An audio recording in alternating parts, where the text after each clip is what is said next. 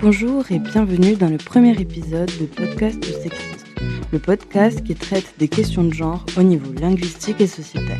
Moi, c'est Audrey Royer et aujourd'hui, avec de nouveaux intervenants, nous allons aborder le thème du sexisme ordinaire.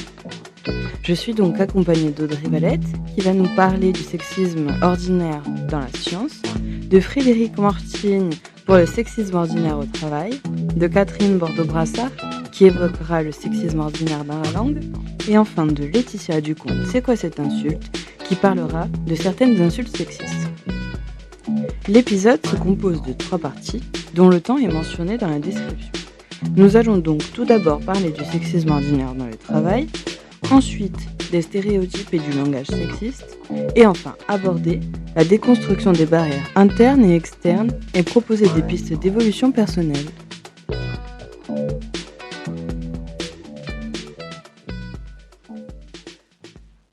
Je m'appelle Audrey Valette, je suis médiatrice scientifique au CPIE Arinage. C'est donc un CPIE, c'est un centre permanent d'initiative pour l'environnement. Et je suis à la médiation au pôle d'animation de réseau de la culture scientifique, technique et industrielle pour le territoire corse. Donc au sein de la structure, on a plusieurs pôles, notamment donc, pôle environnement, éducation à l'environnement. On a aussi l'Opéra, qui est un centre socio-culturel, et le 3e pôle, donc la culture scientifique, à laquelle on traite tout ce qui est médiation et animation de réseau pour le territoire, et donc au sein duquel on développe des actions et des gros projets, des projets structurants, et notamment sur lesquels on travaille donc sur des thématiques variées en sciences, où actuellement on est sur des projets on peut traiter du milieu marin et où là effectivement sur le projet Les filles oser les sciences qui traite du regard et de la position des femmes vis-à-vis des sciences. Catherine Bordeaux-Brassard, je suis traductrice, administratrice universitaire. J'aime la langue et avant d'être traductrice, j'étais féministe. Dans l'un de mes cours de mon baccalauréat en traduction, on a présenté la traduction féministe et c'est là que j'ai vu que mes deux passions se rencontraient. Et à ce moment-là, j'ai décidé que j'allais faire des recherches sur non seulement la traduction féministe, mais aussi le langage inclusif, la rédaction épicène, qui rapporte dans le fond avec non seulement le féminisme, mais aussi les études de genre, essayer d'inclure le plus de monde possible dans la langue française, qui est une langue très, très sexiste en soi, je crois. Frédéric Mortigne, pour l'ARACT Corse. ARACT Corse, c'est l'association régionale pour l'amélioration des conditions de travail. C'est un outil qui a été créé par les partenaires sociaux donc, il y a 15 ans pour pouvoir accompagner les entreprises sur différents sujets qui peuvent être à la fois les questions de relations sociales dans l'entreprise.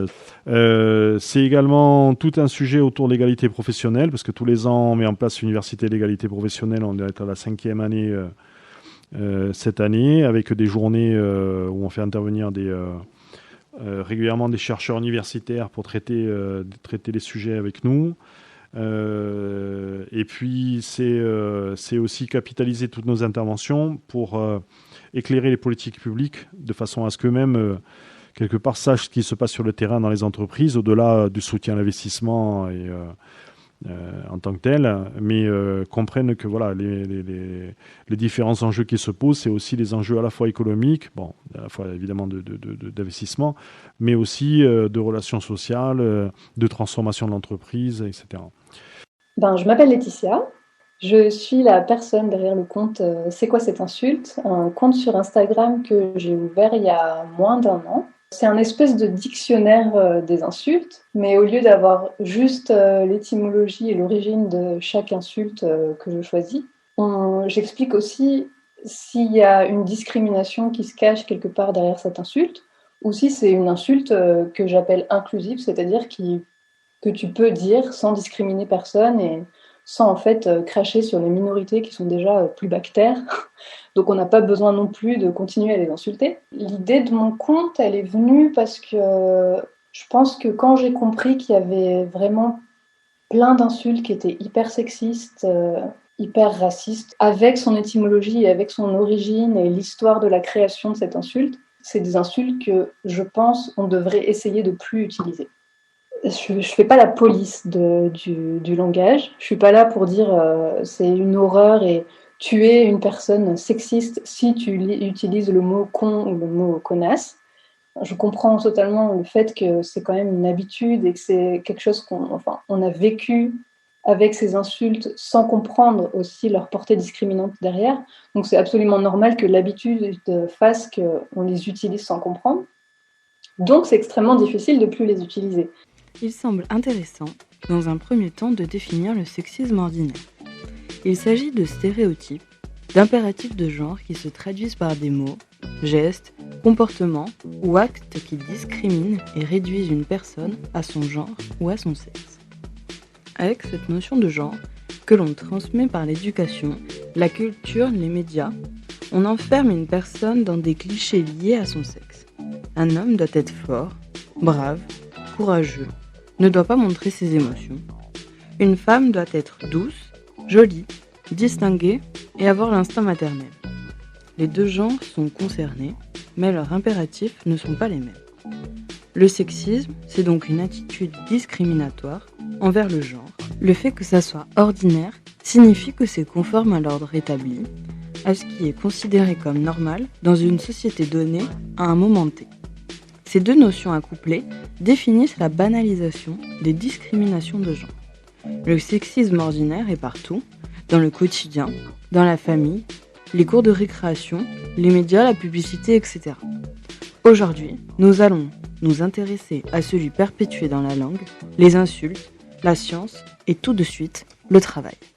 Sexisme ordinaire au travail, il a été défini notamment par le Conseil supérieur de l'égalité à plusieurs niveaux. Il y a 5 types de sexisme qui ont été définis, ce qu'on appelle le sexisme bienveillant. D'une certaine manière, c'est-à-dire dans les relations traditionnelles d'entreprise, ce qui est un peu embarqué par une forme de culture de l'entreprise. Il y a un sexisme qui est un peu plus masqué. Il y a ensuite une sorte de gradation moins favorable, entre parenthèses, puisqu'on passe à un sexisme plus hostile. Et ensuite, on est sur un terrain qui est beaucoup plus problématique, puisqu'il s'agit notamment du harcèlement sexuel, voire des agressions sexuelles.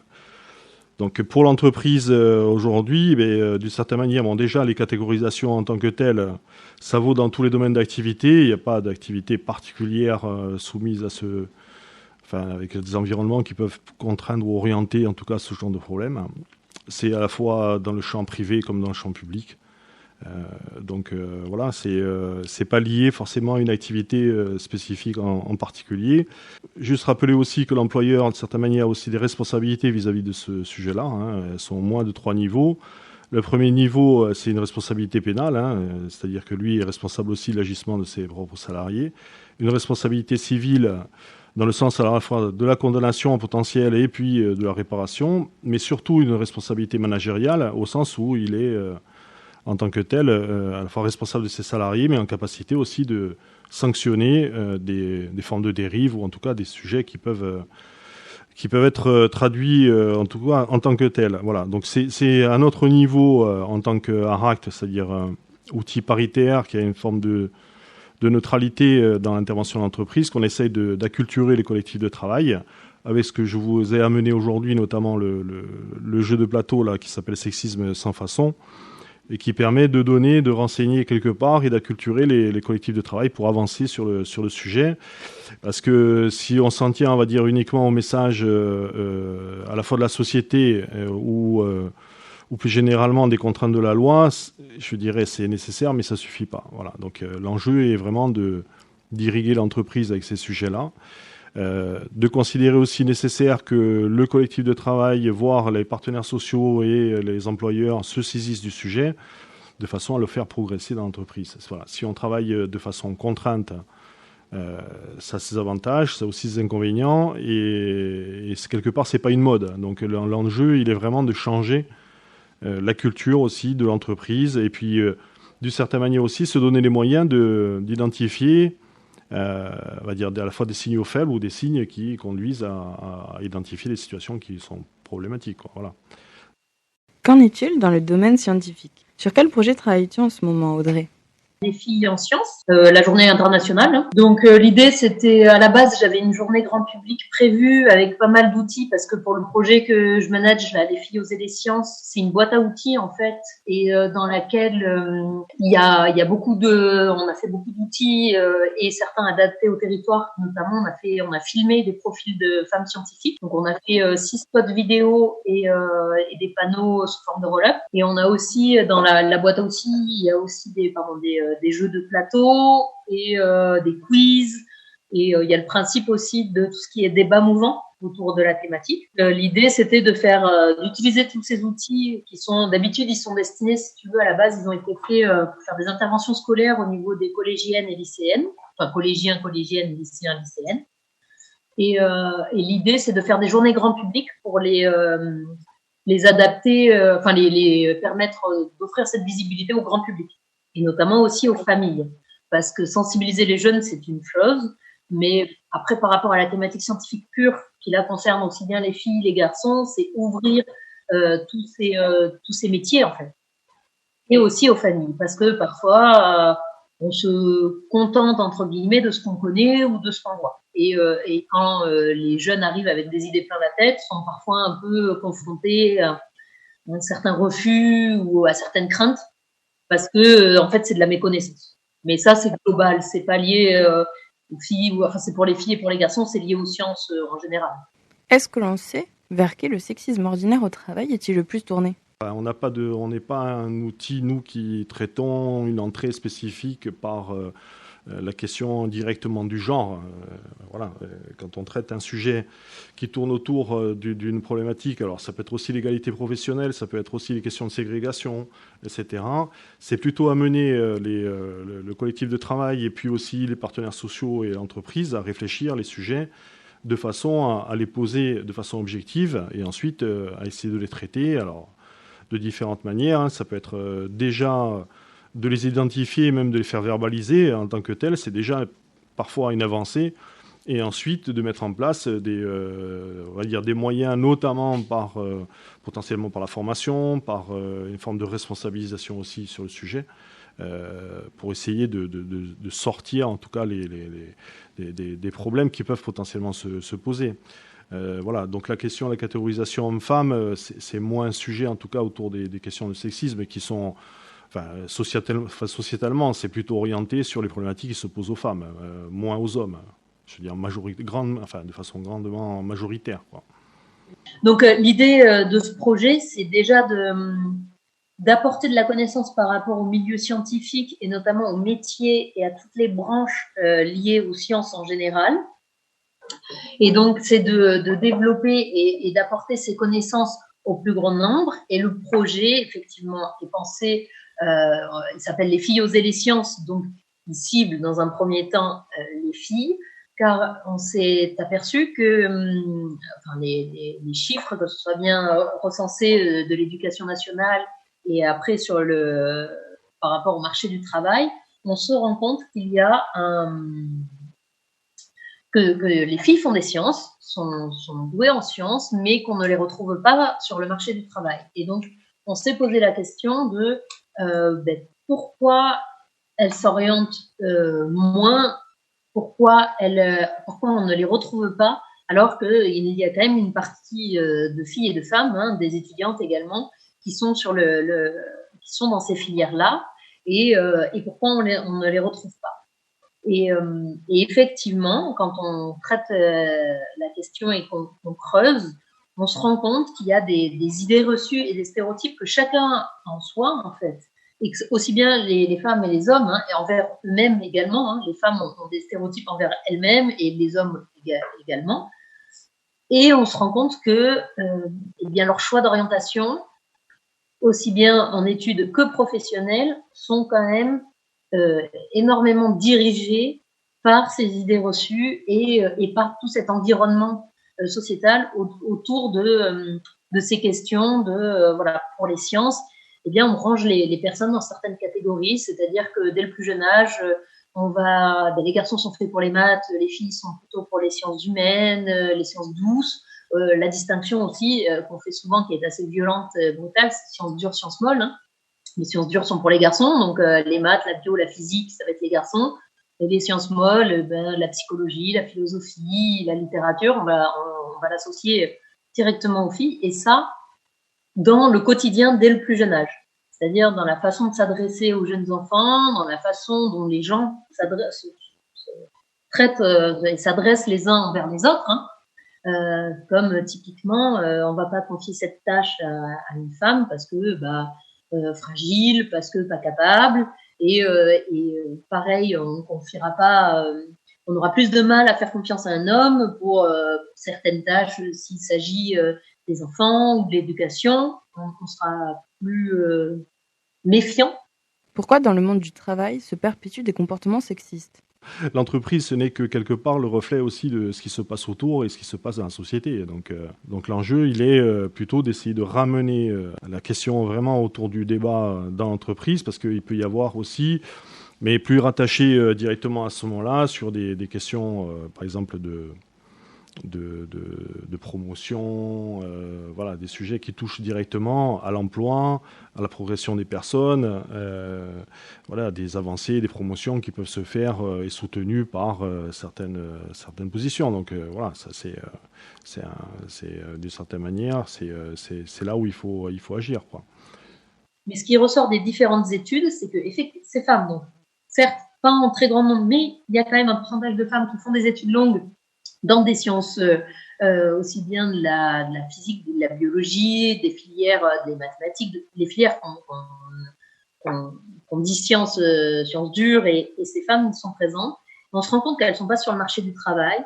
Et ce qui ressort de leur témoignage, en grande partie, donc il y a un manque de confiance en soi assez impressionnant, où elles ne se font pas confiance à elles-mêmes, c'est-à-dire qu'elles ont fait les études pour, mais typiquement, par exemple, à compétences égales sur un CV où il va être demandé à minimum 7 compétences, mais un homme postulera à partir du moment où il coche 2 compétences, alors qu'une femme, si elle n'en a pas au minimum 5 sur la même offre d'embauche, ne postulera pas. Elles ne se font pas confiance et ne se laissent pas aussi le test de prendre ces métiers à haute responsabilité, parce que donc plus les études, plus le niveau d'études est élevé, plus les responsabilités vont avec, pour des postes de cadre ou des postes dans la recherche.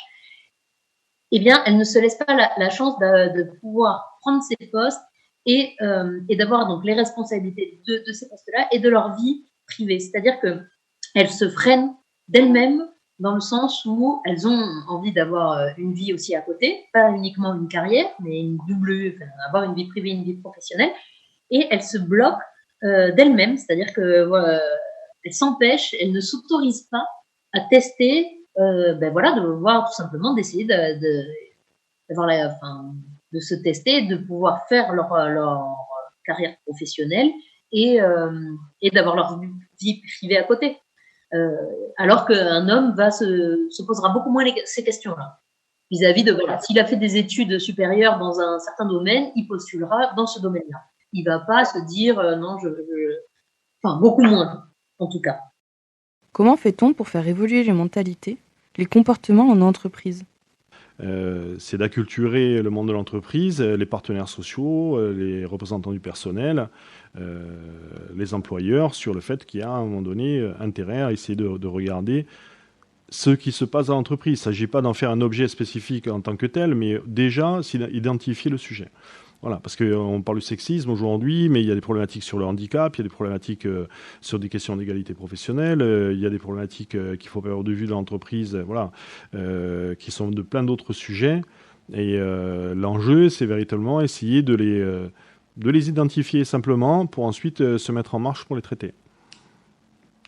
Et notre posture, comme on est un outil paritaire, c'est-à-dire qu'on est géré par les employeurs et par les salariés, on a une posture de neutralité. Et nous, ce qui nous intéresse, et c'est un peu notre objet, c'est de s'intéresser véritablement au travail réel. C'est-à-dire que identifier dans des situations de travail un certain nombre de sujets qui peuvent être redébattus par les différents collectifs, parce que par exemple, si on a un collectif qui commence à identifier des problématiques notamment de ségrégation, de sexisme ou autre, c'est le sujet à mettre en débat. Voilà. Et leur demander, c'est bien notamment l'objet de la qualité de travail, quelles solutions eux-mêmes vont trouver.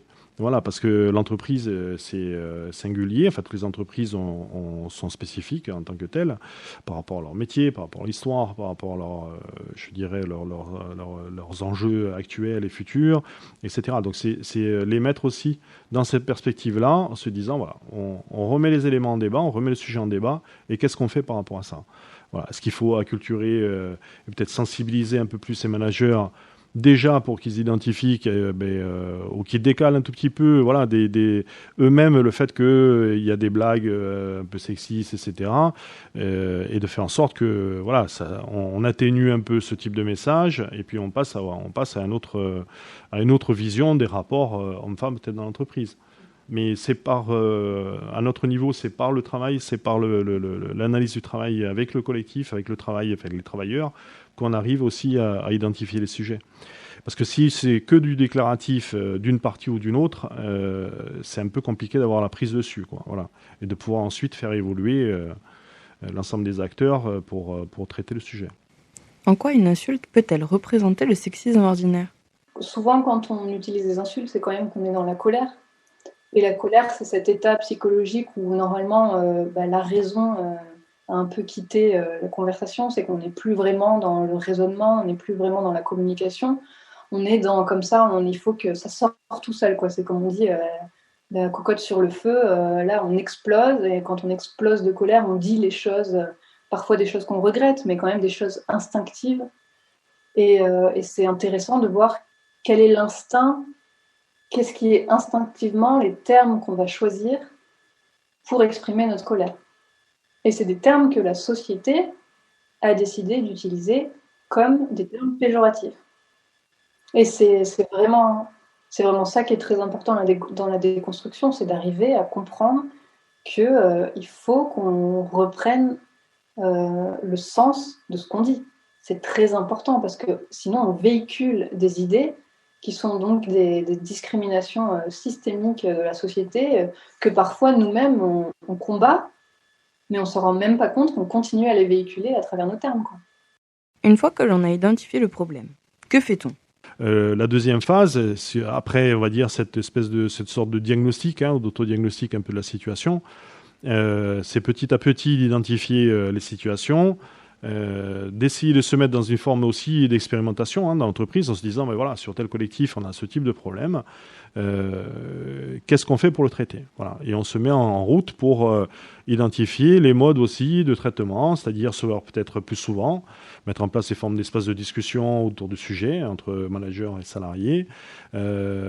C'est aussi ne pas perdre de vue que l'employeur est présent, souvent à travers la DRH, notamment pour les grandes entreprises, pour donner les ressources, c'est-à-dire autoriser les salariés quelque part à se réunir et puis peut-être aussi générer de l'information, peut-être demain déclencher des formations pour peut-être favoriser, on va dire, déjà, on va dire la notion de classification, là, comme le Conseil supérieur de l'égalité l'a fait, c'est-à-dire on voit bien qu'il y a une gradation entre ce qui est du fait, entre parenthèses, courant aujourd'hui, des remarques sexistes, du forme de sexisme bienveillant jusqu'à des choses, jusqu'au harcèlement, voire l'agression sexuelle. Donc, on n'est pas sur le même objet, mais en même temps, l'entreprise a une responsabilité sur la totalité de la chaîne, quel que soit le niveau, on va dire, qu'on va catégoriser.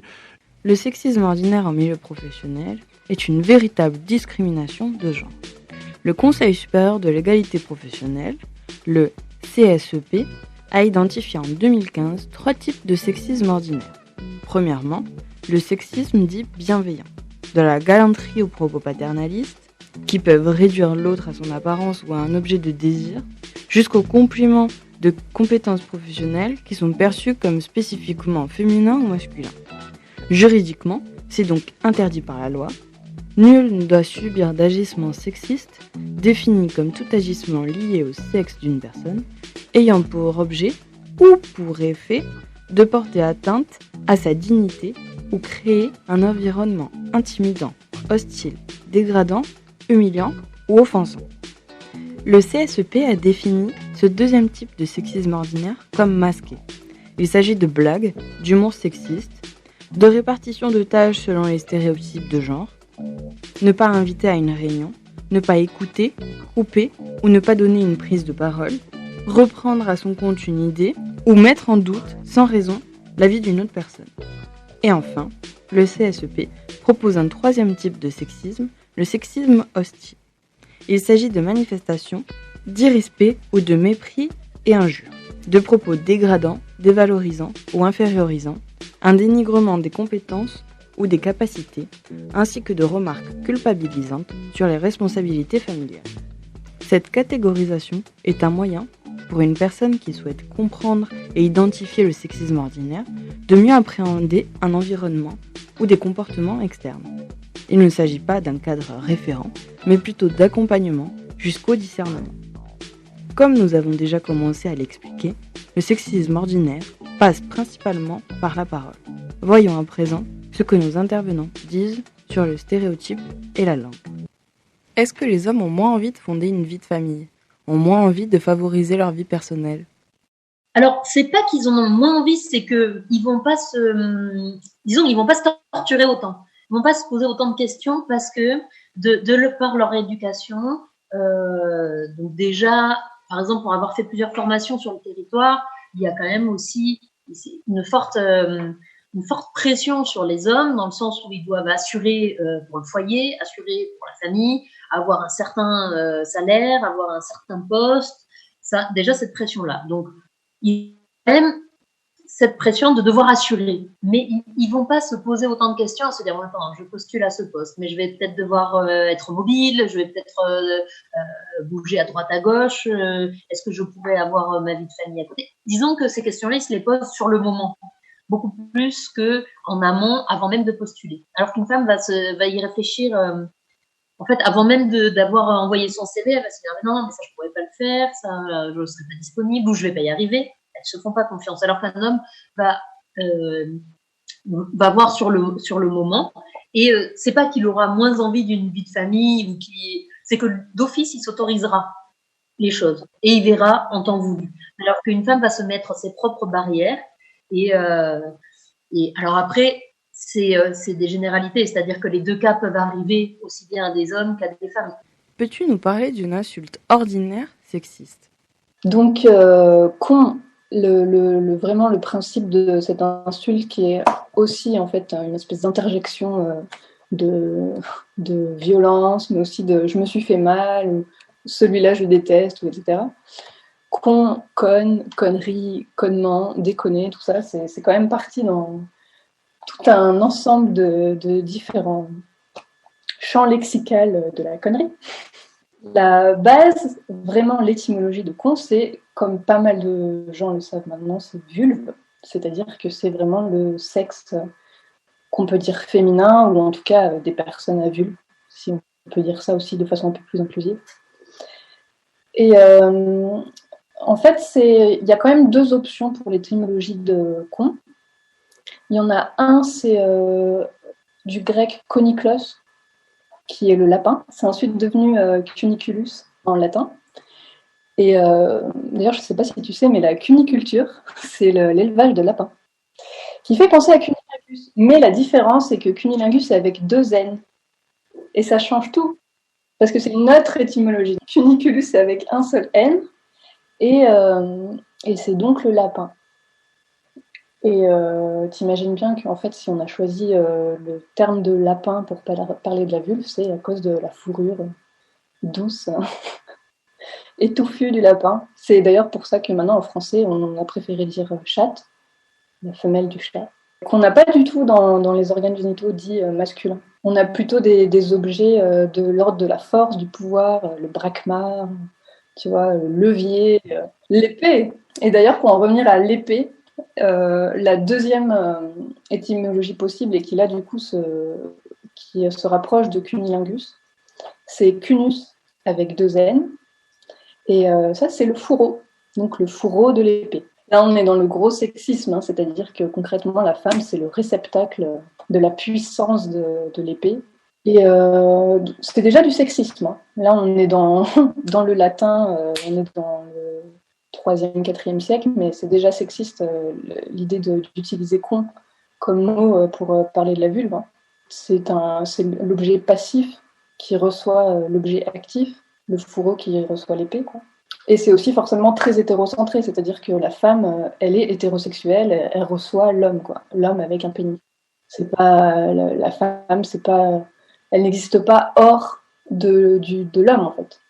Et alors comment on est arrivé à utiliser le mot con comme une insulte? Parce que ça ne l'était pas, hein, ça ne l'était pas jusqu'au 19e siècle.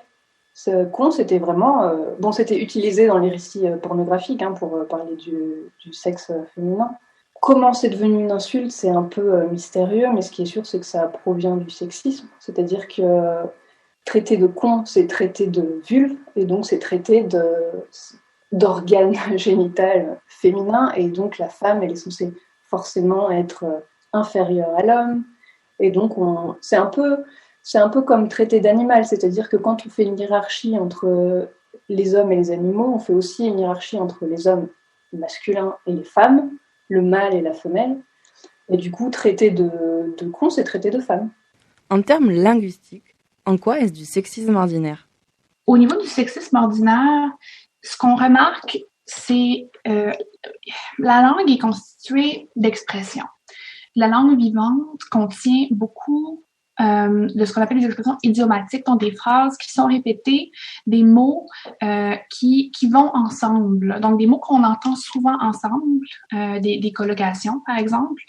Les expressions idiomatiques de la langue française, lorsqu'on parle des femmes, sont très, très sexistes au niveau où, par exemple, on réfère souvent à certaines parties de la femme comme de la nourriture.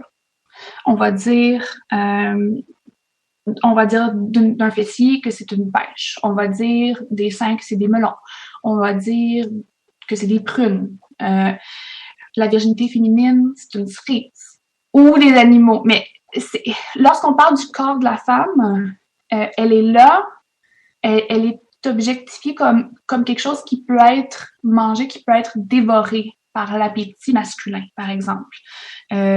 Souvent, lorsqu'on parle d'animaux, quand on dit qu'une femme est une chienne, que c'est une vache, une femme qui mange beaucoup, nous en français, on l'appelle une cochonne. Ou aussi une femme qui a un appétit sexuel, qui ne correspond pas à ce qu'on s'attend d'une femme qui doit, dans le fond, recevoir le sexe et non y participer comme un personnage actif. Elle va être classée comme une cochonne aussi. Ça, c'est pour un peu diminuer la femme. Donc, on essaie de la superposer à des animaux. Même chose, par exemple, pour l'homme, mais dans l'autre sens. Souvent, lorsqu'on parle d'homme et qu'on utilise des termes animaux, on utilise souvent la hiérarchie des loups. On va parler du mâle alpha. On va parler du mâle bêta. Récemment, les incels, donc les hommes qui sont involontairement célibataires, les incels, pardon, involontaires célibataires, ils ont commencé à parler du sigma. C'est le loup qui serait équivalent au mâle alpha, mais qui fait pas partie de la hiérarchie. Donc, eux, on dirait que le patriarcat de la langue française et de ses expressions les met dans des classes. Si t'es un vrai homme, t'es un mâle alpha. Si t'es un homme qu'on considère plus faible, ce qui n'est pas ce qu'un homme devrait être selon le patriarcat, ben là, à ce moment-là, t'es un oméga. Pour désigner les femmes, nous utilisons souvent la comparaison et la métaphore, en comparant la femme aux animaux, aux fruits, comme vu précédemment. Une figure de style qui consiste à désigner une idée ou une chose en employant un autre mot que celui qui conviendrait, par un rapport de ressemblance. Traduire le réel sous la forme d'une image, cela invisibilise la femme. La femme, c'est l'autre, comme l'explique si bien Manon Garcia dans son livre « On ne n'est pas soumise, on le devient ». On parle et discerne très bien le sexisme ordinaire pour la femme. Mais les prérequis sociétaux pour l'homme sont aussi problématiques et lourds. Tout ce qui définit la masculinité toxique. Le concept de virilité, de domination, de force, de retenue et de contrôle. Tous ces impératifs de genre qui empêchent un homme d'exprimer ses sentiments, ses émotions, sinon quoi, on le dénigre et use d'insultes homophobes, sexistes, etc. Pas de couilles. Bon, bah après, t'as pas de couilles. L'expression t'as pas de couilles, elle reste, je pense, emblématique de la masculinité toxique. C'est que la société ramène des soi-disant qualités morales aux organes génitaux, donc au sexe, ou ce qu'on nous on préfère appeler genre, de la personne. C'est-à-dire un homme, un vrai, il a un pénis et des testicules, et c'est là, c'est dans cette testostérone et dans ces hormones que se créent toutes ces qualités de force, de courage, de gestion, de tout, et bizarrement d'absence d'émotion, d'absence de sensibilité. On a aussi cette idée que l'homme, il communique pas, il s'impose. L'homme, il dit les choses, mais l'homme, il est quand même moins dans la communication. Et t'as pas de couilles, c'est donc l'idée que il y a deux processus. C'est un, t'as pas de couilles, donc t'as pas des attributs virils d'homme, ce qui fait qu'il te manque cette force physique qui se trouve forcément dans ton organe génital. Et bien sûr, le second pendant de ça, c'est que si t'as pas de couilles, t'es une femme. Et si t'es une femme, t'as pas les qualités de l'homme, etc. On en revient toujours à la même idée. On parle que les hommes doivent être conquérants. Ils doivent être forts. Un homme doit avoir des couilles. Si jamais un homme n'est pas assez fort ou qui n'est pas assez conquérant comme on le voudrait, on dit qu'il doit s'en faire pousser une paire. Donc, les hommes, souvent dans la langue, sont réduits à la partie qui les masculinise. C'est souvent quand on voit un homme qui essaie de trop démontrer sa masculinité, donc par exemple qui a un gros camion avec des grosses roues, avec des têtes de mort dessus, mais on va dire qu'il essaie de compenser pour le fait qu'il y a un petit pénis.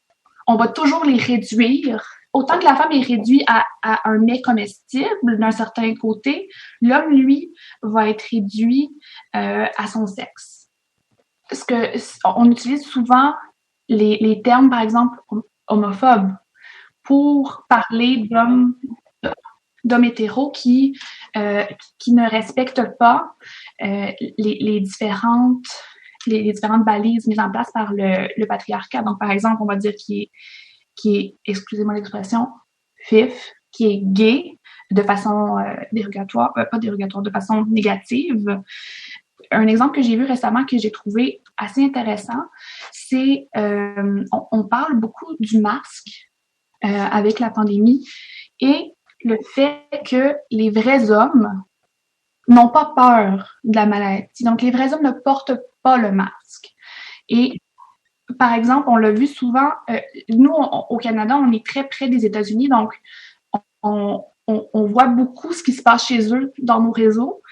Et il y a eu beaucoup de entre autres le président Trump, l'ancien président Trump, a beaucoup attaqué Biden en disant qu'il était très féminin, il était faible parce qu'il portait le masque. Et ça a été vu dans plusieurs magazines imprimés aussi, de dire que l'homme qui porte le masque, donc l'homme qui se protège contre une maladie, est en fait un faible et l'équivalent d'une femme. Ce qui en fait est mauvais non seulement pour l'homme mais aussi pour la femme, de dire que on féminise les gens qui sont faibles. Excuse-moi, mais la féminité, c'est pas faible du tout. On le sait toutes. Il y a beaucoup d'hommes qui le savent aussi. Mais souvent, lorsque l'homme est considéré comme less than, moins que ce qu'on s'attendrait de lui, on l'écrit beaucoup en utilisant des termes féminins aussi.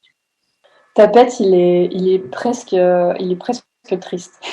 C'est-à-dire que à l'époque de l'Inquisition, on parle du Moyen-Âge, donc, ce qu'on utilisait comme tapette à mouche, c'était des espèces de, des espèces de longues brindilles de bois avec lesquelles on fouettait les insectes. Un peu comme, en fait, on utilisait comme les queues des vaches ou les queues des chevaux, tu sais, font. Ils se fouettent comme ça pour enlever les insectes. Les gens à l'époque ont utilisé le même principe. Ils se sont pris des longues tiges de bois et ils fouettaient comme ça les insectes. Et ces mêmes tiges de bois, en fait, servaient à construire les bûchers sur lesquels on brûlait et les sorcières et ce qu'on appelait les sodomites, c'est-à-dire les homosexuels. Donc l'origine de Tapette, c'est concrètement cette longue tige de bois qui servait à brûler les homosexuels qui se faisaient pénétrer. Pas forcément ceux qui pénétraient d'ailleurs. Et d'ailleurs, tu sais comment on dit tapette en anglais? Fagot. Et fagot, en français, c'est fagot, le fagot de bois. C'est ce que nous, on appelle le fagot de bois pour construire les bûchers. À la base, quand on utilise tapette pour parler des hommes homosexuels, c'est pour quand même les ramener à leur sort qui normalement les attend, qui est la mort, quoi. Qui est la mise à mort, la torture et la mise à mort violente. Si on reste sur le plan, on va dire, uniquement légal, souvent c'est quelque chose qui rentre au niveau notamment des directions, avec les obligations qu'on a sur la mise en place d'un document unique, notamment sur les risques psychosociaux, etc. Mais c'est assez peu traduit de façon aussi fine pour arriver au niveau le plus fin, on va dire, de l'activité, c'est-à-dire au niveau des salariés entre parenthèses de base, quoi, c'est-à-dire là où il y a de la production, etc. Donc l'enjeu, il est de tenir compte de ce qui fait le cadre légal, c'est essentiel, et puis c'est incontournable, mais en même temps s'intéresser au travail réel et à la façon dont voilà, ces sujets-là sont appropriés ou pas, et puis ensuite les permettre la mise en route. En effet, si nous voulons une pleine compréhension, appréhension et appropriation du sujet, il faut mettre en place une expérimentation. Laetitia, parle-nous d'une autre insulte ordinaire. Ça me fait beaucoup penser aussi à l'insulte PD. Ça vient de la même période. Et ce qui est étrange, c'est qu'à l'époque, on parlait pas d'homosexualité parce qu'on parlait pas d'hétérosexualité et qu'il n'y avait pas de différence de sexualité. En tout cas, il n'y avait pas une vision négative des relations sexuelles entre hommes. C'était d'ailleurs le contraire. Ça faisait aussi partie de l'éducation. C'est-à-dire, en gros, si tu voulais être un homme politique avec du charisme, si tu voulais avoir une carrière politique, il te fallait avoir un jeune homme qui était parfois des adolescents. Hein. Là, on parle de garçons on parle de viol et on parle aussi là clairement de pédocriminalité. Hein. Même si le terme n'existait pas, ça ne changeait rien en fait que ça existait.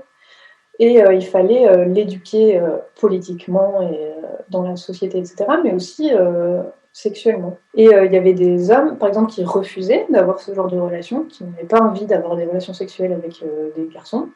Et ben, du coup, ils ne pouvaient pas avoir une position hiérarchique qui soit haute. Ça faisait partie du processus politique. Ouais. Mais par contre, il fallait quand même avoir une femme pour la lignée, pour la reproduction. Ouais. Et puis les pauvres, sinon, si on leur fait pas des enfants, qu'est-ce qu'ils vont faire de leur vie? Et alors, PD, ça vient de pédéraste. Et la pédérastie, c'était donc ça. C'était en fait pédi, c'est l'enfant en grec. Et érastos, que tu peux retrouver dans érotique, érotomanie, ce genre de mots maintenant, c'est un des types d'amour grec, parce qu'ils avaient 3 types d'amour différents. Nous, on dit amour, en français, on n'a qu'un mot, mais eux, ils ont 3 types d'amour différents. Ils ont philia, qui est l'amour, l'amitié, cette espèce d'amour fort que tu as pour ton meilleur ami, pour des personnes qui sont proches de toi, comme une famille, mais qui sont tes amis. Érastos, c'est l'amour sexuel, la passion, la sexualité, quoi. Et d'ailleurs, c'est pour ça qu'aujourd'hui, on préfère utiliser le mot pédocriminel plutôt que pédophile. Voilà, parce que concrètement, pédophile, c'est une personne qui aime les enfants, même qui a une amitié très forte pour les enfants, ce qui n'a pas de sens, ce qui n'a rien à voir avec la pédocriminalité. Et du coup, PD vient de pédéraste, et les pédérastes, c'était donc ces hommes qui avaient un peu à leur service ces garçons qu'ils éduquaient sexuellement. Et donc, pédéraste, ça veut concrètement dire pédocriminel. Donc, traiter maintenant les homosexuels de PD, c'est les traiter de pédocriminels. Parce que la société fait toujours un rapprochement entre l'homosexualité et la pédocriminalité, par un biais homophobe étrange, hein, qui est que les hommes homosexuels ont des perversions sexuelles qui les poussent à vouloir pénétrer et avoir le pouvoir sur d'autres hommes, mais qui doivent être forcément plus fragiles, donc les enfants. Donc on a rapproché pédocriminalité et homosexualité par pure homophobie. Une des choses qui est très différente entre le français et l'anglais, on le sait tous, dans le français, tout a un genre. Les objets sont genrés, alors qu'en anglais, c'est généralement beaucoup moins genré. Donc, par exemple, la table, c'est tout le temps the table. On n'a pas les déterminants ne sont pas genrés. Les adjectifs ne sont pas genrés non plus, sauf ce qui a trait aux personnes.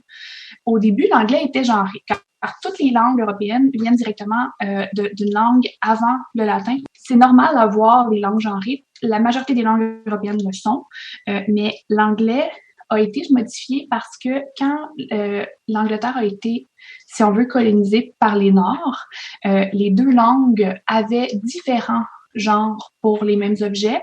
Et là, ils ont décidé de retirer les genres pour être capables de mieux s'entendre et de mieux communiquer entre eux. Donc, c'est pour ça que l'anglais n'a pas le même accès. Tout est genré que le français a. Au niveau du français, non seulement tout est genré, mais tout a été masculinisé. Au Moyen Âge, on peut dire que le français était beaucoup moins masculinisé qu'il l'est présentement, beaucoup moins sexiste. Voilà, je le dis, parce que à ce moment-là, les femmes avaient plus de chances d'effectuer des emplois qui ont été par l'après, dans les années 1700-1800, considérés comme des emplois seulement pour les hommes. Des emplois qui avaient de l'influence, des emplois qui permettaient l'utilisation de la pensée et de la raison, entre autres.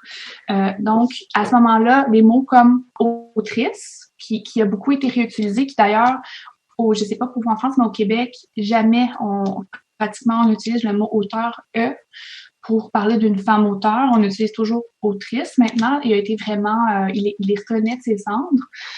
Il y a plusieurs mots comme par exemple doctoresse, philosophesse, pour les femmes philosophes. Donc, ces mots-là existaient.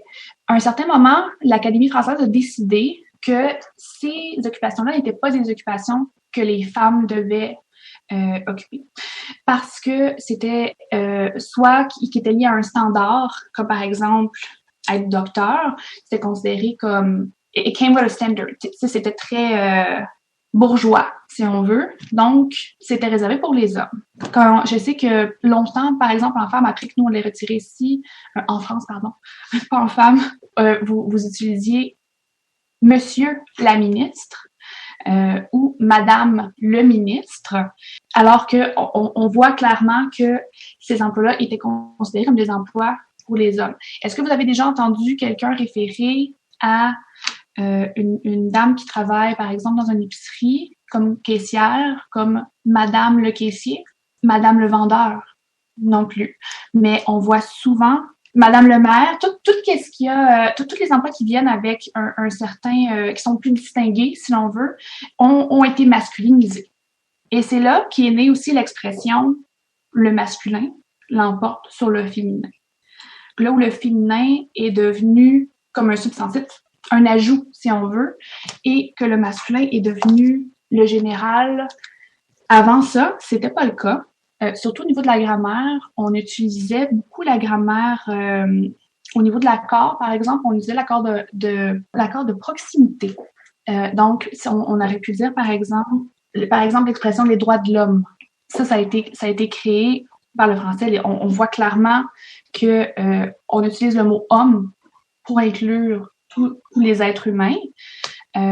Alors que si on regarde en anglais, par exemple, dès le départ, c'était human rights. Donc, les droits de l'humain, les droits de l'humanité.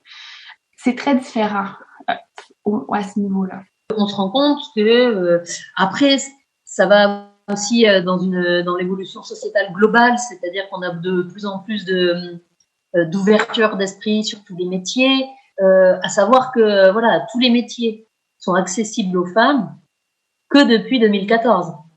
C'est-à-dire que jusqu'en 2014, il y avait encore le métier de sous-officier marinier dans la marine dans les sous-marins, les sous-marinières, c'était encore interdit aux femmes jusqu'en 2014. Et la première promotion de femmes a été officialisée en 2017. On y arrive de plus en plus et les hommes se mettent les femmes se mettent de plus en plus à faire des métiers qu'on autorisait aux hommes, et les hommes, pareil, s'autorisent de plus en plus à faire des métiers que l'on considérait uniquement pour les femmes. Dans quelle entreprise voit-on le plus de sexisme ?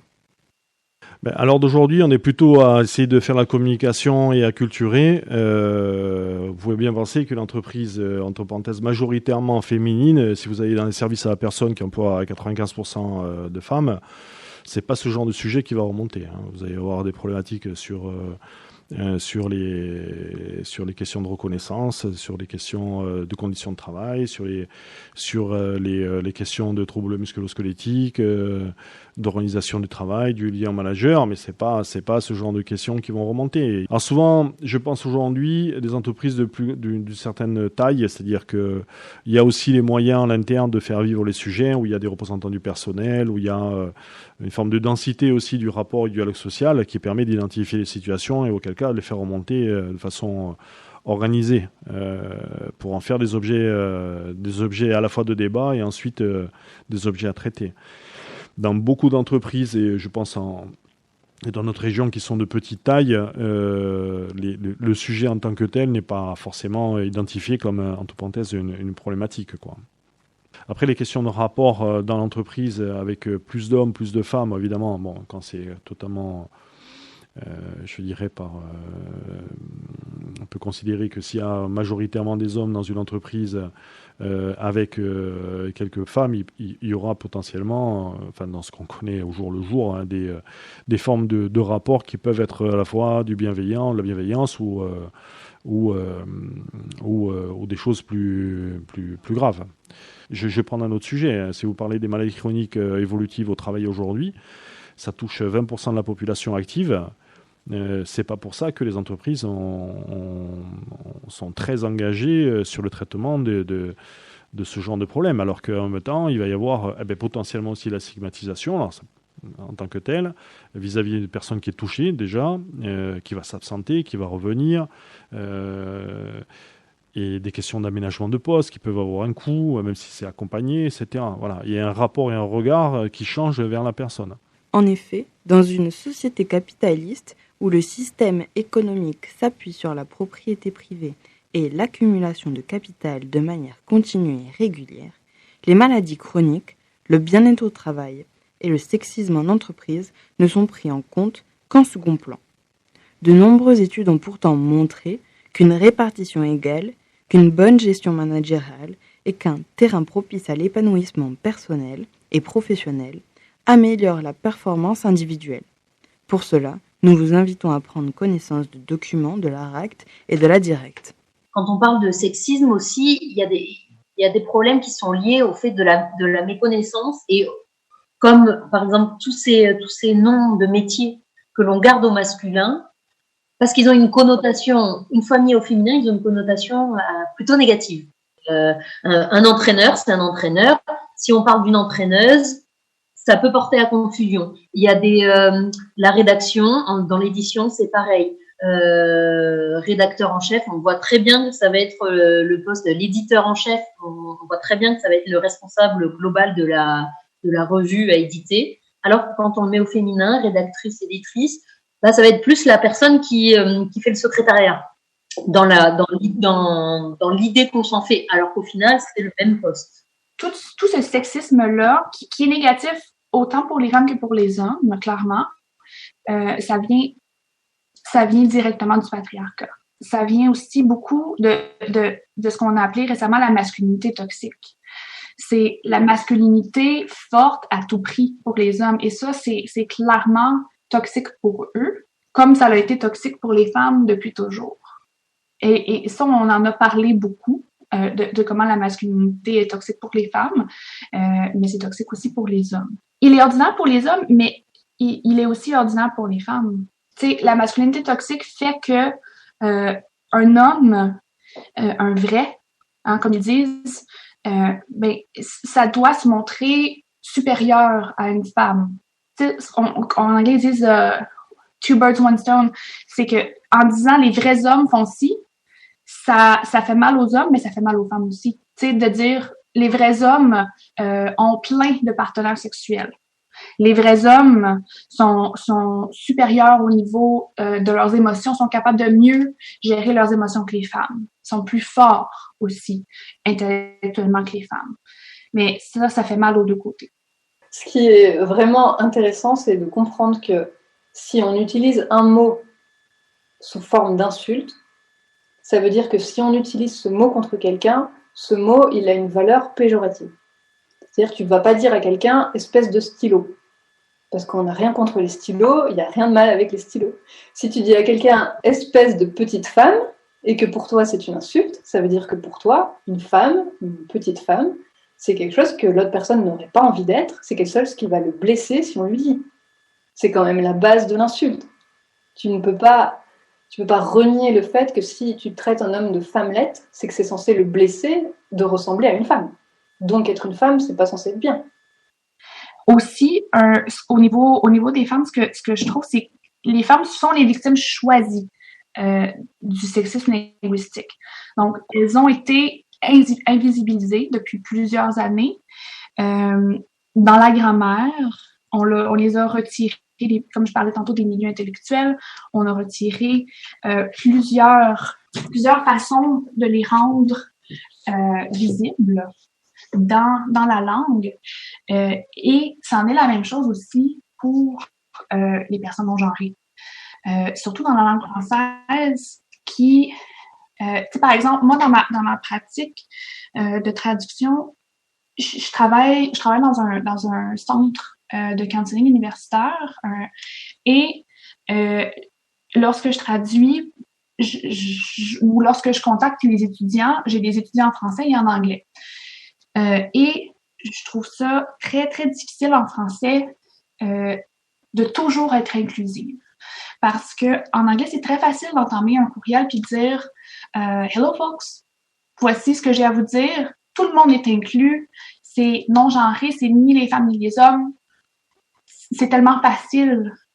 Ou lorsque j'envoie un courriel à un étudiant en lui parlant d'un de ses clients, j'utilise toujours le « they ». Hein, il au pluriel. Donc, peu importe le genre du client, c'est super facile de dire « they ». Et en français, étant donné que tout a été séparé dans les deux genres, c'est difficile de trouver la bonne méthode entre, oui, rendre les femmes visibles alors qu'elles ont été invisibles tellement longtemps, mais aussi ne pas simplement utiliser le doublon, parce que le doublon n'inclut pas les gens non-genrés. Donc, le doublon, c'est d'utiliser, par exemple, mesdames, messieurs, bonjour à toutes et à tous. Oui, cette façon-là de commencer, par exemple, un courriel ou si jamais dans un de mes documents, j'utilise les étudiants, les étudiantes, parfait, on a arrêté d'invisibiliser les femmes. Mais maintenant, les gens qui sont non-genrés le sont d'autant plus. C'est sûr, je vois qu'il y a beaucoup de nouvelles méthodes, par exemple les points médians, l'utilisation de néologismes, les nouveaux pronoms par exemple, comme le « il », qui sont très intéressants.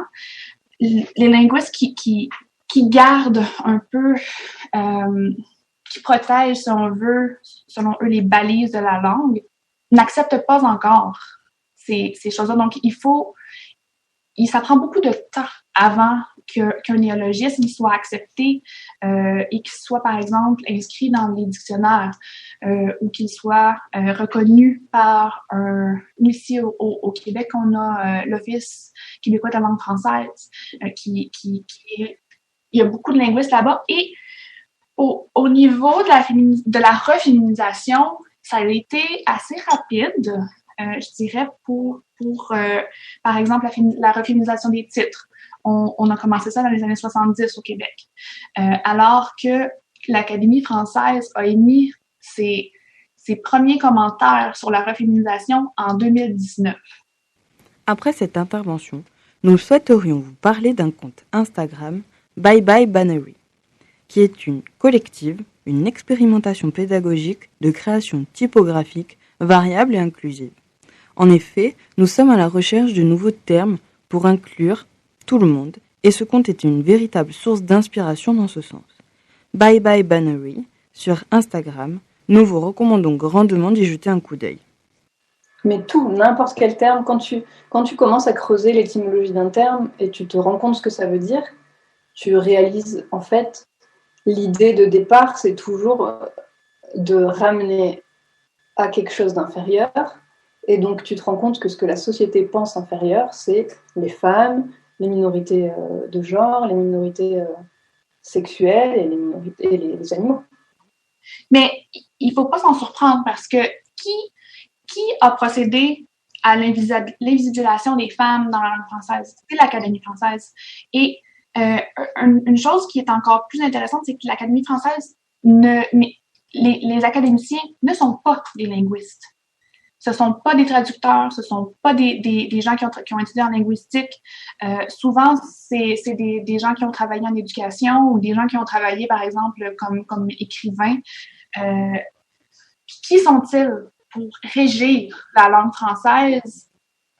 Eux, ils se disent, dans le fond, les propriétaires de la langue française pour toute la francophonie, mais ils sont pas la réalité. Alors que la première chose que j'ai appris dans mes études en linguistique, c'est que l'usage fait la langue. L'usage que les humains font, que la société fait de la langue, c'est ça en réalité qui est censé jouer sur les règles. Donc, pourquoi pas passer à des règles d'accord de proximité? Pourquoi pas utiliser les nouveaux pronoms, utiliser les nouveaux substantifs? J'ai entendu récemment dans un podcast, c'était, au lieu d'utiliser « bonjour, chers auditeurs et auditrices », je crois que c'était « auditeuriste ». Quelques définitions s'imposent. Selon l'internaute, le dictionnaire français, un néologisme, c'est un mot ou détourné de sa langue d'origine, modernise un concept en le redéfinissant. Un terme épicène, c'est un terme dont la forme est la même dans les deux genres. Et une écriture inclusive est un ensemble de règles de graphie visant à éviter toute discrimination par l'écriture. La société évolue, le langage évolue et s'adapte à l'évolution de toute personne. Nous évoluons vers une langue inclusive et comme diraient Noémie Delattre et Eliane Viano, on démasculinise la langue française qu'il est devenue par la violence entre le XVIIe et XVIIIe siècle, par la création de l'Académie française et la Révolution française. Je vous invite à écouter la conférence de Madame Viano, La langue française n'est pas misogyne, ainsi que l'IGTV de Noémie Delattre, On pense avec les mots. Pour résumer, est arrivé en même temps l'imprimerie, l'Académie française et les bouleversements sociaux et politiques liés à la Révolution française. Les femmes qui jusqu'alors étaient poétesses, philosophesses, autrices, sont désormais invisibilisées, effacées de l'histoire et nullement mentionnées dans les imprimés.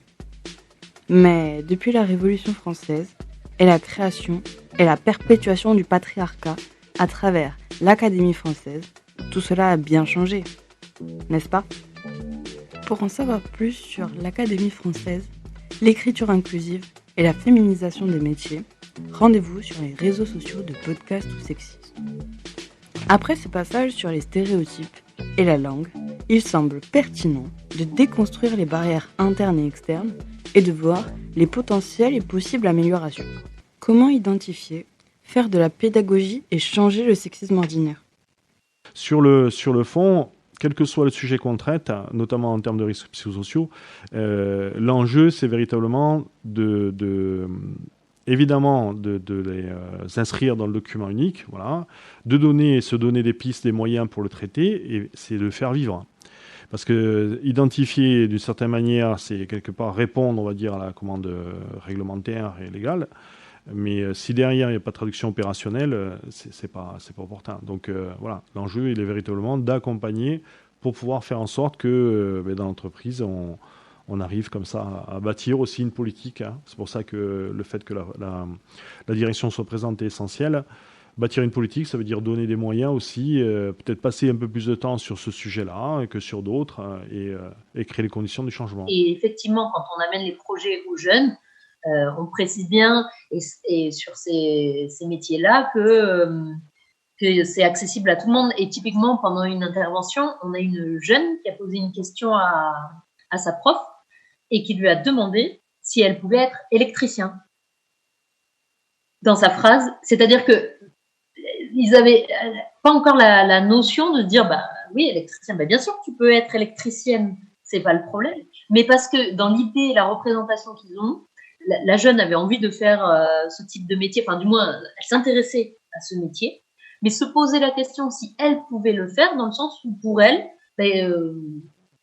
oui, c'était un métier d'homme en fait, et du coup je ne se rendais pas compte que c'est oui, bien sûr que tu peux le faire et qu'après il faudra les compétences qui te permettront de faire ce métier, mais que voilà, la seule barrière c'est l'apprentissage et les compétences. Ce n'est absolument pas réservé à une catégorie de personnes. Donc effectivement, aux jeunes, on leur apporte ça avec bien justement aussi des profils notamment de femmes scientifiques pour montrer voilà, vous pouvez faire tout ça. Et non seulement ça apporte des métiers, les jeunes se disent oui, les femmes sont aussi capables de faire. Par exemple, on a le profil de Marie Sachaud qui est commandante du PGHM. En général, c'est des postes qu'on associe aux hommes et largement aux hommes. D'ailleurs, elle est commandante du PGHM dans un peloton où elle n'a que des hommes sous ses ordres. Donc, c'est des catégories. Évidemment, il y a des orientations où les femmes et les hommes vont s'orienter plus. Hein. En effet, il y a des sous-représentations dans tout métier. Mais est-ce que les femmes, filles, rencontrent des barrières externes à l'accès à ces métiers-là ? Alors, en effet, c'est vrai que quand on pose les questions aux témoins et aux femmes qu'on interviewe pour les profils, dans un premier temps, la réponse non, pas trop, non, non, pas trop de barrières. Et en fait, en creusant, on se rend compte que si, il y a quelques barrières qui sont un peu disséminées, c'est-à-dire des barrières environnementales, enfin dans l'environnement dans lequel évolue la personne, si elle a des envies de s'orienter dans des milieux scientifiques, non, ça va être compliqué, ça va être long, ça va être dur. Donc l'environnement familial aussi joue beaucoup là-dessus. Non, laisse faire ton frère, ou non, mais ça va être trop compliqué pour toi, ou pour les garçons, c'est pareil, c'est-à-dire non, mais tu vas pas faire ça, c'est trop facile, ou c'est trop délicat pour toi, tu peux pas faire ce type de métier. Et ensuite, globalement, dans l'environnement global, donc il y a l'environnement familial qui joue énormément, de par les idées reçues et les stéréotypes des membres de la famille et de l'environnement direct. Et ensuite aussi, tout ce qui est environnement extérieur, c'est-à-dire on le voit dans les campagnes de pub, ça commence dès le plus jeune âge, les campagnes de pub pour jouer, où c'est simple, aller dans les super... Voilà, c'est-à-dire que vous avez deux catégories, le bleu, le rose, et puis ça s'arrête là. Et après, on retrouve beaucoup plus disséminé, beaucoup plus délicat, par exemple pour les promotions de certaines filières d'études ou d'études supérieures. Mais on verra que pour promouvoir des métiers des sciences humaines, on verra plutôt une femme délicate en train de lire un livre. Et pour les métiers de physique, de mathématiques, des sciences techniques, on verra plus un homme avec une certaine carrure et en train de faire une expérience. Comme nous l'avons déjà dit précédemment, le sexisme ordinaire est partout, même dans le marketing. On appelle le marketing genré cette construction sociale et culturelle appliquée au genre comme un argument de vente valable et identitaire, comme un marketing tribal où l'on appartiendrait à un groupe social, on appartiendrait à un genre, et cette simple catégorisation pourrait promouvoir un produit ou service. Par exemple, le rose est attribué aux filles, le bleu aux garçons, les Barbies aux filles, les camions aux garçons, et en grandissant, les outils sont aux hommes comme l'électroménager sont aux femmes.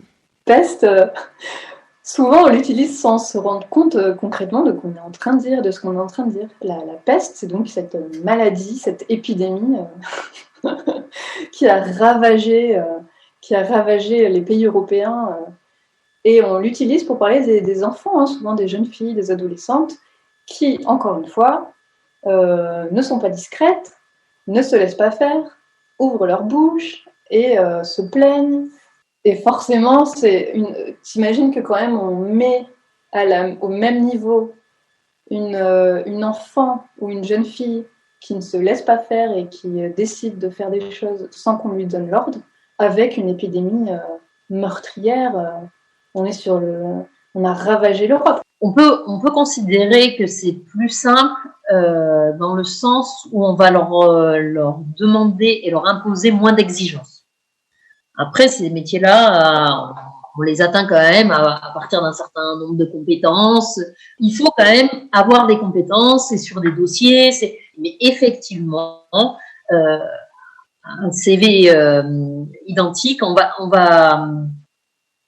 ça sera plus facile pour un homme dans le sens où on va lui demander de moins étaler ses ambitions de vie privée, parce que autant on pourra poser la question à une femme si elle veut des enfants, autant un homme, par exemple, ça c'est typiquement une question qu'on pose, qui n'est quasiment jamais posée à un homme, c'est-à-dire voulez-vous des enfants, est-ce que vous allez devenir père? En tout cas, dans les témoignages qu'on a pu avoir, cette question n'est jamais posée à un entretien d'embauche pour un homme, alors qu'elle revient régulièrement pour une femme, et de tout âge, c'est-à-dire aussi bien en début de carrière qu'en milieu de carrière, cette question est quand même sur le tapis.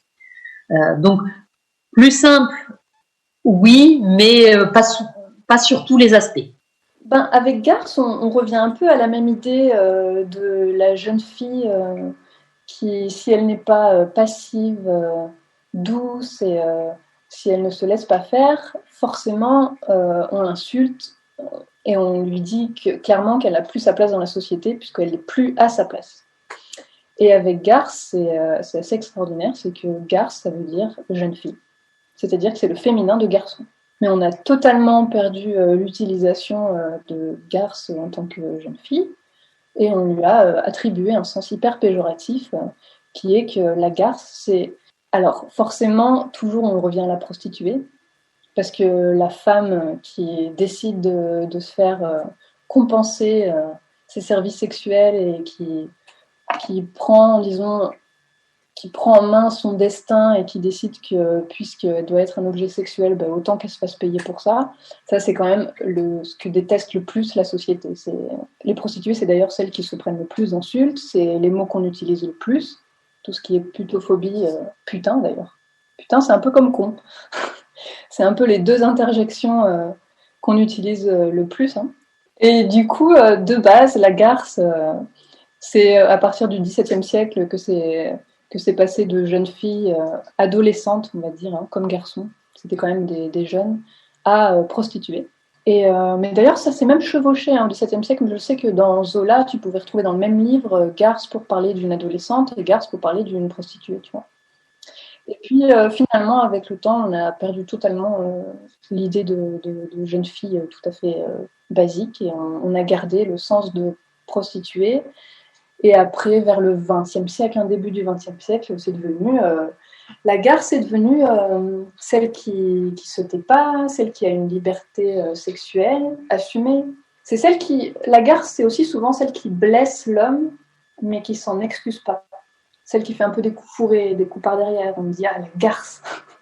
C'est celle, en fait, qui a des comportements qu'on pourrait même limite apprécier chez mesquins, et des choses qu'on pourrait apprécier chez les hommes, mais qui, chez une femme, portent à l'insulte. C'est-à-dire quelqu'un qui s'assume, quelqu'un qui ose, quelqu'un qui est libre. D'ailleurs, garce, le pendant de garce, il n'existe pas pour les garçons. Le masculin de garce, l'idée qu'un homme il est libéré sexuellement, on a quoi? On a playboy, c'est pas des insultes, quoi. Un coureur de jupons. D'ailleurs, l'idée, il y a une grosse culture du viol derrière le coureur de jupons. Parce que la femme s'enfuit s'il lui court après. Et d'ailleurs, c'est ce qu'on appelle la partie pour le tout, c'est-à-dire que la femme, c'est un jupon. Donc, l'idée, c'est quand même ce qu'il y a sous le jupon. On est en pleine culture du viol. C'est je poursuis un sexe. Pour un homme qui aurait envie de se lancer dans certains métiers, par exemple un homme qui veut faire de la garde d'enfants, c'est pour lui, ça peut être très compliqué d'avoir des parents qui lui fassent confiance. C'est-à-dire que vous confierez, c'est des généralités après, bien sûr, attention, c'est pas tout en règle. La plupart des gens confieront beaucoup plus facilement leur enfant à une femme qu'à un homme. Et pourtant, le risque est exactement le même. C'est-à-dire que vous confiez votre enfant à une personne. Mais c'est complètement inconscient. Et donc, typiquement, il faut pas s'arrêter à la peur des autres, aux freins que les autres se mettent eux-mêmes, à leurs propres barrières. Il faut se dire, moi je veux faire ça.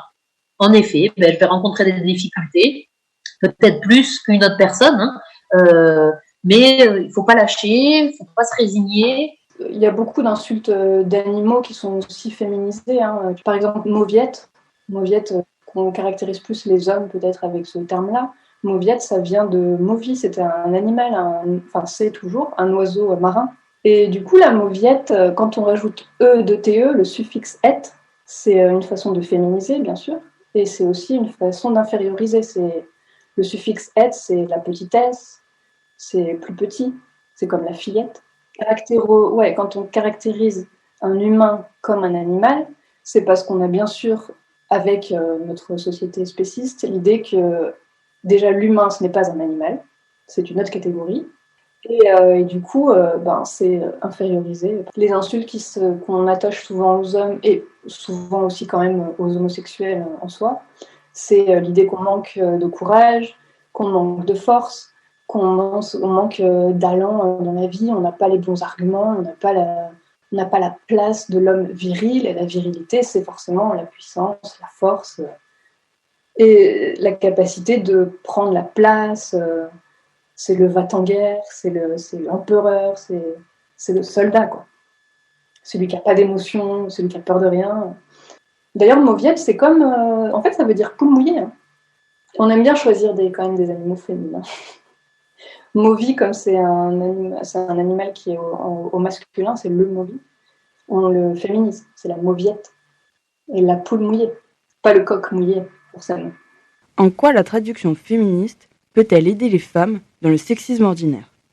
Au niveau de la traduction féministe, il y a plusieurs études qui ont été faites. Et je dis études, mais je parle surtout de recherche universitaire, entre autres, ou évaluation de traduction, révision de traduction aussi, surtout au niveau de la traduction littéraire. Je dirais, plusieurs personnages féminins ont été traduits par des hommes et ont été mal traduits. Donc, les personnages féminins soit perdent de leur caractère, ils vont être des personnages plus simples, des personnages plus ancrés, par exemple, sur la sexualité. Le dialogue de ces personnages-là va être beaucoup moins intellectuel. Le choix des mots qui vont être utilisés soit pour décrire ces personnages ou qui vont être utilisés pour les faire parler sera pas nécessairement fidèle à l'original, qui a été, par exemple, écrit par une femme. Aussi, l'exemple le plus connu, c'est la traduction de textes féministes, comme par exemple Le deuxième sexe de Simone de Beauvoir. La première traduction avait été faite par un homme. Le texte est beaucoup plus petit. Le livre, en fait, est beaucoup plus petit. Il y a beaucoup moins de pages que l'original parce que le traducteur a décidé de couper plusieurs exemples, a décidé de retirer certaines pièces de la théorie de Simone de Beauvoir. Mais c'est la première qu'on présente lorsqu'on parle de traduction féministe, à quel point les idéologies féministes, les idées des femmes et les personnages de femmes sont modifiés à travers la traduction. Donc, quelque chose est perdu. C'est ce qu'on appelle lost in translation, donc ils sont pas rendus. Le plafond de verre est une notion indiquant la difficulté pour les femmes à progresser hiérarchiquement en entreprise particulièrement. Elles progressent jusqu'à un certain niveau et finissent par heurter un plafond de verre qui fait référence à des barrières sociétales. Dans les métiers scientifiques, on est encore très paternaliste comme milieu. C'est encore délicat. Bon, il y a beaucoup de femmes, Mais les femmes qu'on retrouve, malgré tout, pour leur carrière, ça a peut-être été positif, mais sont très dures. Et ce qui est dommage, en France encore, on retrouve des comportements dans les milieux de recherche, donc les milieux d'études et d'études supérieures. Certaines femmes, de par le fait qu'elles ont eu, elles ont vraiment travaillé dur et pour atteindre un certain niveau, vont être beaucoup plus exigeantes et beaucoup plus dures envers les jeunes générations, vont avoir à la limite des comportements misogynes envers les nouvelles générations de femmes qui arrivent, vont favoriser plutôt à CV identique, vont favoriser plutôt des profils masculins. Parce qu'il y a plusieurs facteurs. Donc, il y a la peur d'être remplacé, hein, parce que après s'être battu et d'avoir lutté pour avoir un certain poste, il y a quand même cette peur qui s'installe de on va me prendre ma place, hein, tout simplement. Et deviennent également beaucoup plus exigeantes du fait que pour elles, ça n'a pas été facile. Donc, ça ne sera facile pour personne. Comment pouvons-nous calculer la qualité de vie au travail ? Il n'y a pas une notion de cotation, c'est-à-dire on leur fait peser, on va dire, les différents points pour savoir quels sont ceux qui ressortent de façon pertinente pour eux et potentiellement ou non problématiques ou problématiques. Mais il n'y a pas de calcul, entre parenthèses, de la qualité du travail. La qualité du travail, elle est propre à un collectif. Propre et spécifiquement. C'est eux qui définissent là où ils se positionnent. Hystérique, originellement, ça vient du grec hystérikos, qui est un dérivé de hystéria, et hystéria, c'était la matrice, l'utérus. Donc déjà à l'époque, on est au 5e siècle avant Jésus-Christ, et tu as Hippocrate, un des médecins grecs les plus connus, qui nous décrit une maladie dans son traité des maladies, et qui nous explique que donc hystérios, la maladie de l'utérus, pour lui, son idée de base, c'est que la femme, si son utérus il n'est pas fécondé, c'est-à-dire si elle n'est pas enceinte, si l'utérus ne porte pas un fœtus ou un bébé, l'utérus est en manque, il est vide, et donc il recherche le plein, et du coup l'utérus se balade dans l'intérieur du corps de la femme. Ce qui cause forcément plein de problèmes psychologiques et physiques, puisque la femme elle a quand même un organe qui se balade dans son corps. Leur logique, c'est que la femme, elle est faite pour être enceinte. Elle est faite pour être fécondée par l'homme. Si elle n'est pas fécondée, si elle n'est pas enceinte, si elle n'est pas en situation d'être réceptrice de la graine de l'homme, elle n'a pas de sens, elle n'a pas de but, elle est forcément en mauvaise santé. C'était l'idée de base. Et du coup, l'hystérie, c'était ton utérus pas fécondé qui se balade dans ton corps et qui te crée des symptômes physiques et psychologiques graves. Et en fait, petit à petit, dans les siècles, jusque 1980 quand même, hein, c'est le moment où on a sorti le terme hystérie du dictionnaire médical. Et Freud ? Lui, c'était psychanalytiquement l'idée que tu as eu un trauma sexuel et que du coup, ta sexualité a été traumatisée et tu recherches, pareil, une espèce de sérénité soi-disant sexuelle, mais cette sérénité sexuelle, elle est forcément aussi par le rapport sexuel avec un homme, le pénis, toujours. D'ailleurs, c'était une des techniques de soins de l'hystérie, c'était la masturbation. Mais pas la masturbation de la femme sur elle-même, la masturbation du médecin sur la femme. Parce que ça apaisait son désir sexuel qui n'était pas accompli. Oui, je pense qu'elles ont vécu des choses terribles, les femmes. Surtout que les symptômes de l'hystérie, il y en a eu, les symptômes de l'hystérie, ils ont été tellement nombreux et tellement pluriels, parce que comme c'est une maladie qui concrètement qui n'existe pas, on mettait un peu tous les symptômes qu'on voulait en fonction de l'époque. C'était les fièvres, les vertiges, mais aussi être bavarde, ne pas pouvoir se taire, ne pas être d'accord, être dans tout ce qui était femme un peu révolutionnaire pour l'époque, elle était hystérique. Mais on l'utilise toujours dans ce sens-là. D'ailleurs, les personnes qui utilisent le terme hystérique aujourd'hui, elles l'utilisent dans ce sens-là. C'est des femmes qui ne se laissent pas faire, des femmes qui laissent exprimer leurs émotions et qui sont souvent des émotions de colère et de réprimande. Et elles ne peuvent qu'être malades. C'est pas possible qu'elles aient vraiment en elles une envie de se défendre. Non, c'est une maladie.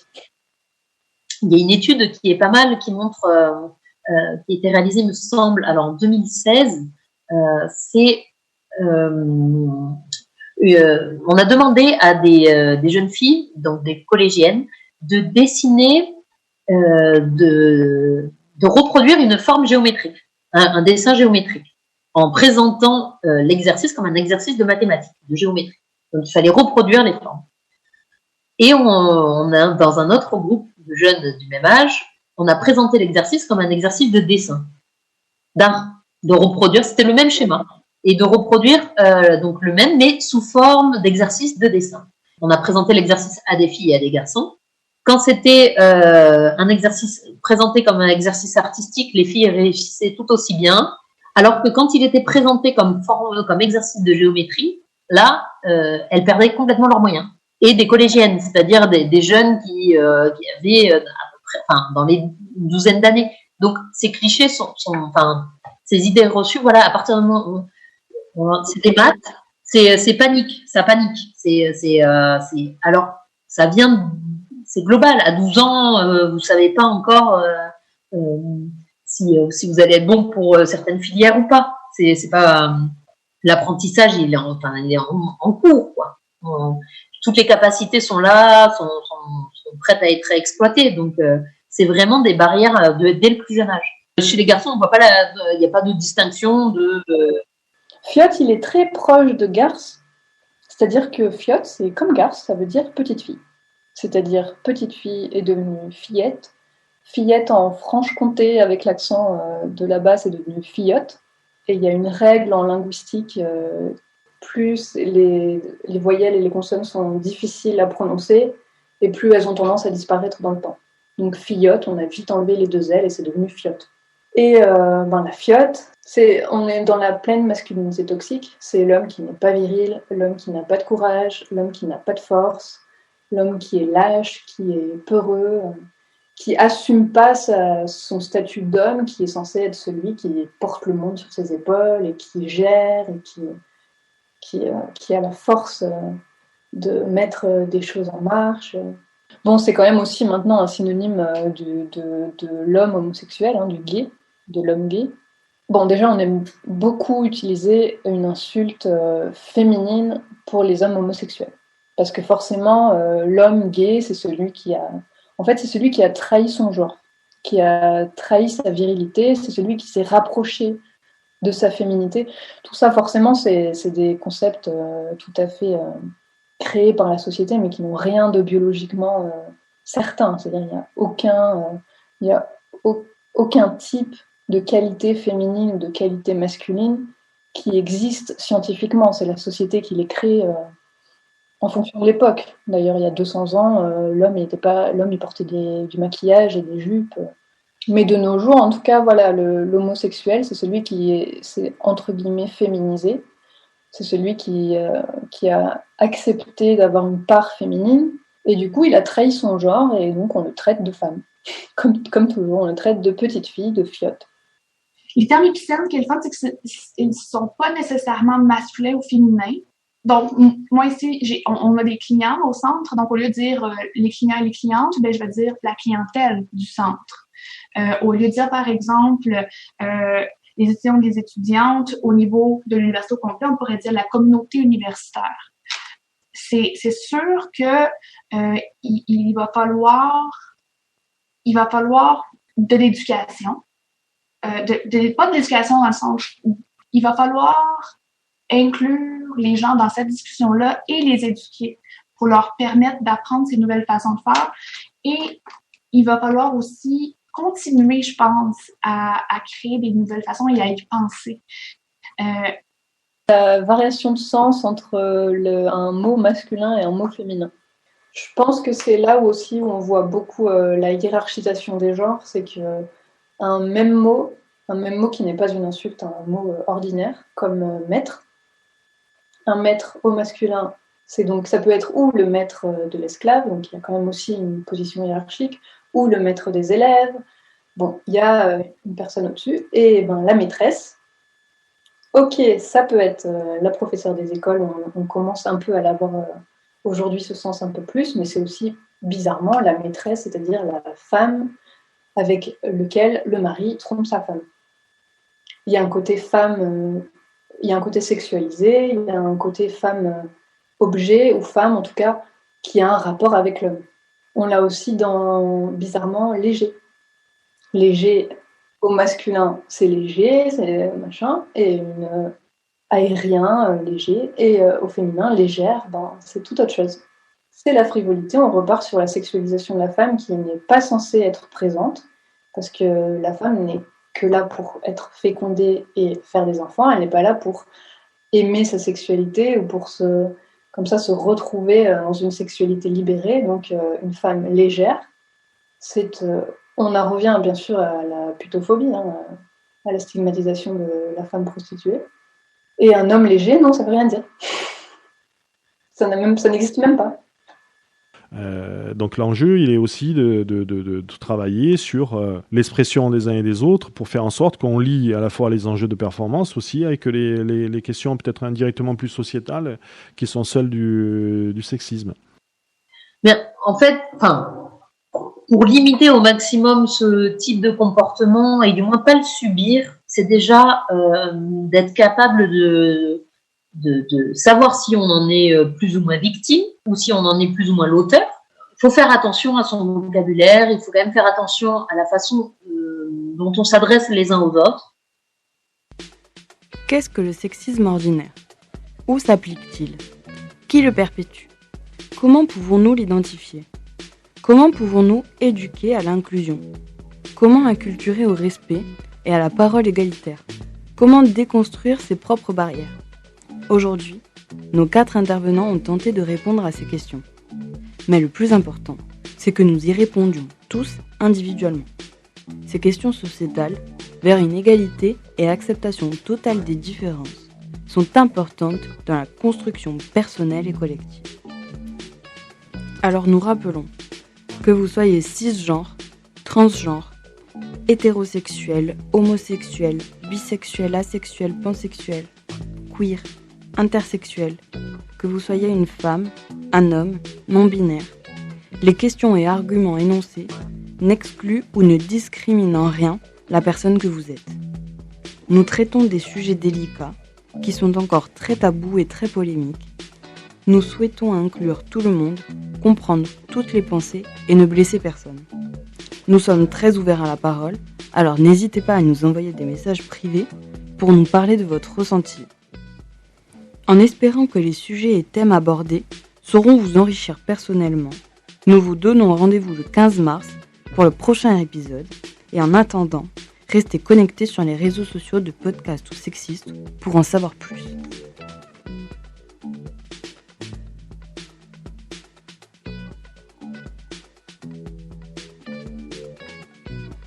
T'es passé sur le bureau ?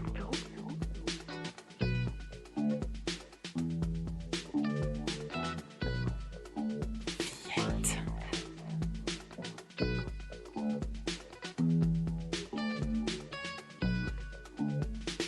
Tu comptes avoir des enfants ?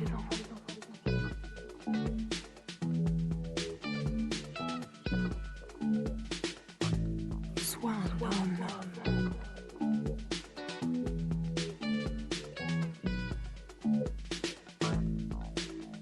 Nom de jeune fille.